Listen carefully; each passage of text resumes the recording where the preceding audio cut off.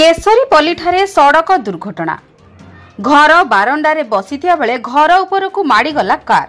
घटनास्थल में जड़े महिला मृत्यु होता बेले जड़े शिशु एवं जड़े महिला गुरुतर आहत होती।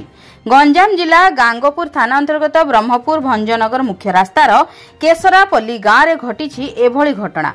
प्रतिवाद रे स्थानीय लोके टायर जाली रास्ता अवरोध करने सह ब्रह्मपुर भंजनगर रास्ता रे जानवाहन चलाचल बंद रही। घटनास्थल में गांगोपुर थाना पुलिस पहुंची संपृक्त कार चालक को अटक रखी। मृत महिला जनक केशरापल्ली गाँव संयुक्ता विषय बोली जनापड़ी। सूचना प्रकार केशरापल्ली गाँव मुख्य रास्ता कड़े एक घर बारंडारे किछि महिला एवं छोट छुआ बसिथिले।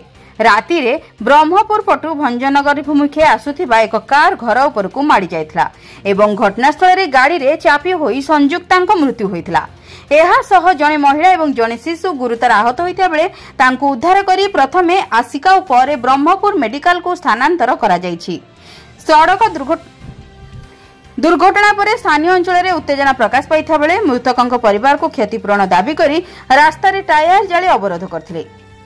भंजनगर रंजन कुमार बेहेरा रिपोर्ट, जन अधिकार लाइव।